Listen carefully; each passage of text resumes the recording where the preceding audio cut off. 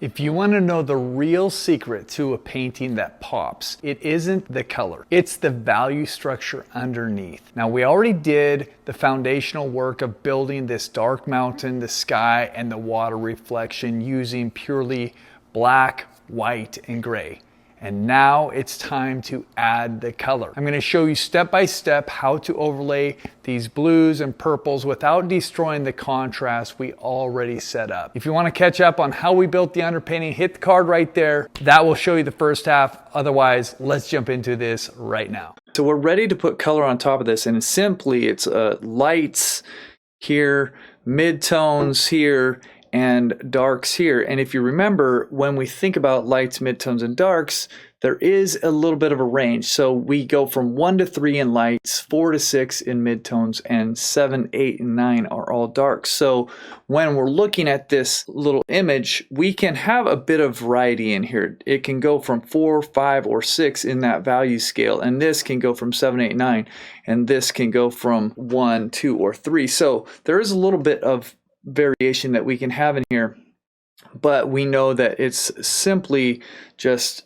broken up into those 3 categories. So I have my colors here mixed out, and the white, of course, is going to be the darkest, lightest color that I have possible. I actually have black here, and then these are my primary colors, of course, with the mixtures in the middle. So we already have gray and our black on here. So what I'm going to do is I'm going to be looking to see where can I find a really dark color that I can put over the top, and maybe make some variation in there, and then do the same thing. You know, what color would look good up in the sky and in the reflection down in the water? And then should we use pure white, or should we add any kind of color to that or not? Those are the decisions that you can make, and there's no right or wrong way. We really could paint this scene in a number of different ways, and it could still all look very interesting and good. So I'm going to get started just thinking about this. I think what I'm going to do is I'm going to paint this area first, and I'm thinking just for the idea of a night sky, I'm going to use some blue. I'm going to mix in a tiny bit of this violet, just a little bit, but then I got to mix in some white because it's going to be a little bit dark if I don't do that.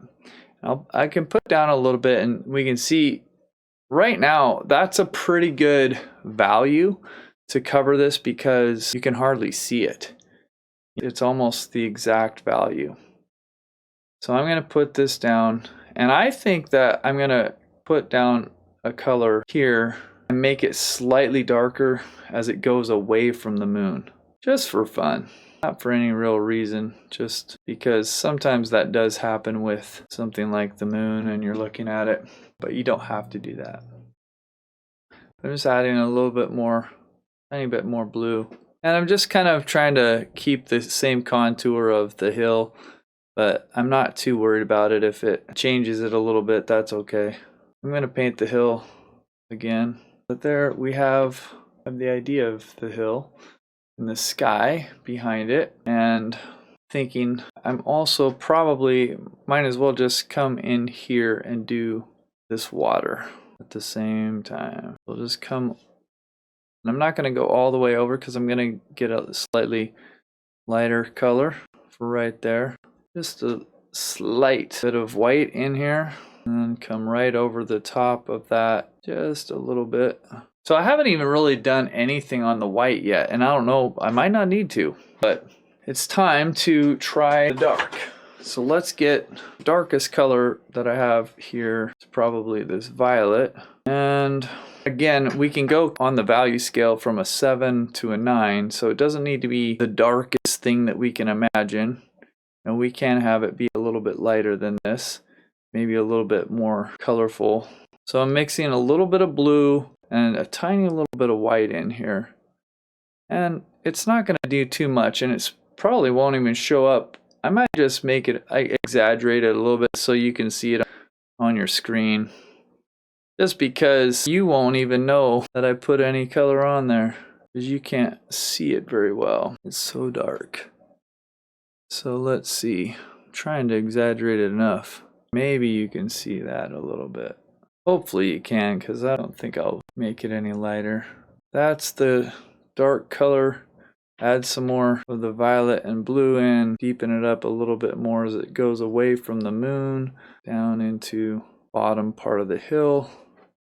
And if we wanted to show a little bit of profile or anything like that, you definitely could come through and try to add a little bit of texture. Maybe there's a little bit of sunlight or moonlight hitting in here.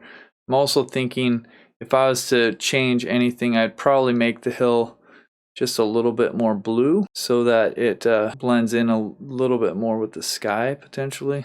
You can see what I was imagining, maybe to add in just a little bit of texture with thinking about, I wonder if we could see a little bit of that moon touching the tops of trees, which probably isn't that realistic now that I think about it, just thinking about where the moon is and everything. But the main point I'm trying to show you is that you can have some variety in there and it can provide maybe a little bit more texture. But this is colored. It's got some color on there, but we're maintaining the same basic value structure of it, which of course this is a very simple scene and that's kind of easy in this, but the idea is here, right? Now I'm just adding a tiny bit of yellow to the moon, or to this white, which will become the moon color. Again, I don't want to do too much because oh man, you can't see that probably again, but it is there, guys. It is, believe me. And it's simple. There's not a whole lot of color in this, but really, I was saying we could make up anything. We could paint the sky green if we wanted, and as long as we keep the values close to what that original structure was, if we think that the design of the original one was a good one, we will have a good design in the end, because the values are really what make up the essence of the painting. The colors add and they contribute and they're important, but a lot of times we think that they're more important than the values. We might not even think about the values, but the dark and the light and the mid-tone, and that's what makes up the structure of the painting. And so that's why I wanted to share this with you and give you this simple exercise so that you could see exactly what I mean when I say that every color has a corresponding value. And we did here, you did a good job of putting on those colors and establishing and keeping the values. So great job.